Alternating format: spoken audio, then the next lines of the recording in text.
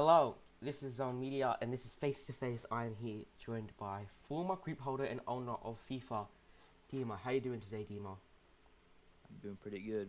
So I think the main question we're going to ask here is why did you decide to come back to FIFA at this moment in time?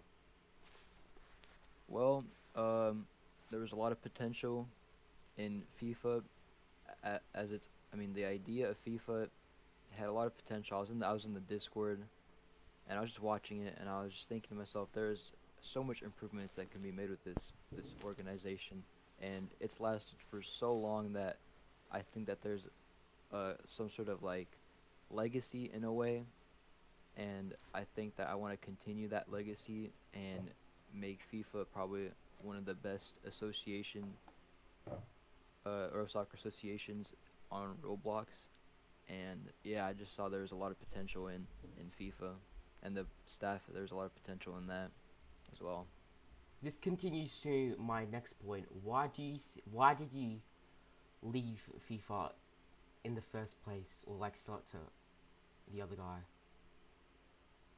I originally left FIFA because originally the staff wasn't very active. Everyone was starting to leave. Um, my ideas weren't being heard by the original staff, and I didn't like the way it was being run, so I decided to leave FIFA. But now I'm back, and it's looking pretty good. The staff's looking pretty good. My ideas are being heard, and yeah. Alright, here's the big. We aren't using the FIFA hub this time around in the Euros.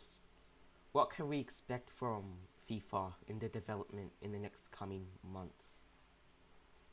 Well, um, we've been working on some new tools after the Euros that will have a lot of new features that haven't been seen on NPS at all, and um, it'll be it'll be it'll be pretty fun for everyone because yeah, it's gonna have a lot of pretty good features, and we're gonna also come out with a hub that's working this time.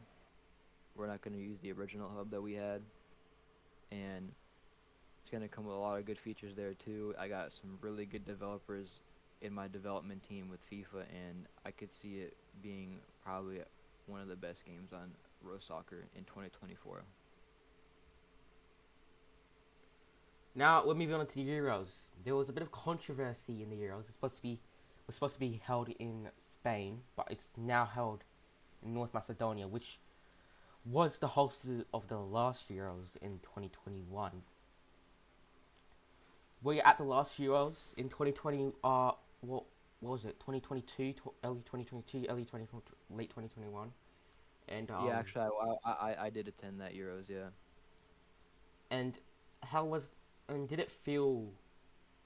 Did it run smoothly? Did it feel? Because of course, Ray Vax, who was in charge of the American national team who are competing at this European Championship, he was in charge of FIFA back then. That was back when Taco Fall was the group holder of FIFA before you boarded off him.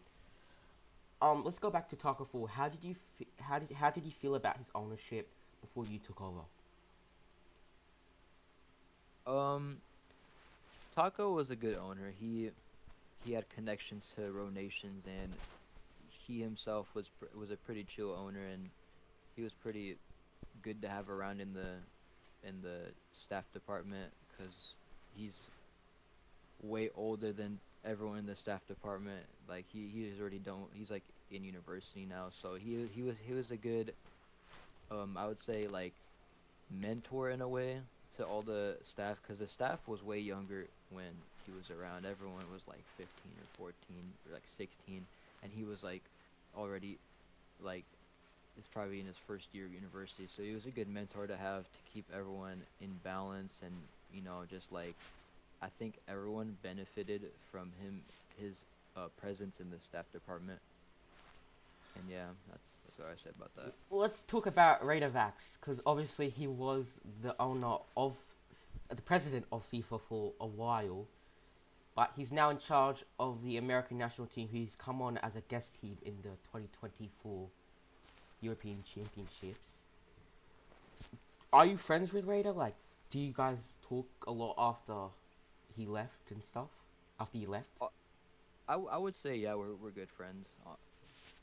Um, are you gonna ask me about his as how he did as a president and stuff? Yeah. How did you do as a president?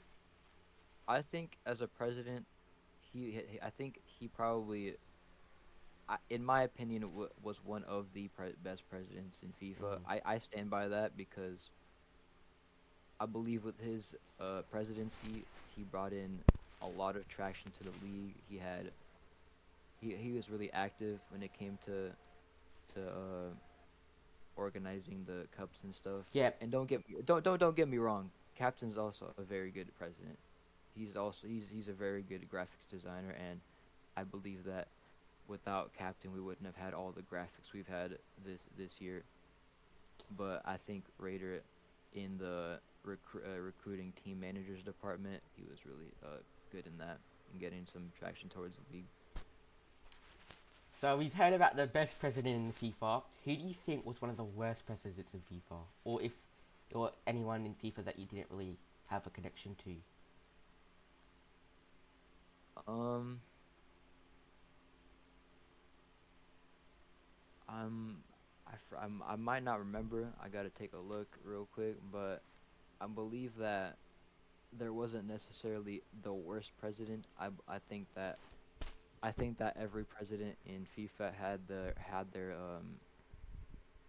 their downsides. So I don't think there's necessarily a worst president. I just think that a lot of every not manager, every president comes with their downsides, but I believe every manager or president of FIFA has had more upsides than downsides, and I think that uh, they were voted into their place for a reason, and yeah. All right, let's go back to the. Well, we're talking about Raidavax, Taco Fall. Those Uh-huh. are what I would class the prime era of FIFA. Would you class it as the same as the prime era of FIFA? And are we heading towards the right direction of heading back into the FIFA that we used to know back in 2019, 2020? I believe that uh we're heading towards the redemption arc of FIFA, and what I mean by that is FIFA during the quote unquote prime years was very good off the game. On the game, there was a bunch of bugs. The hub didn't work.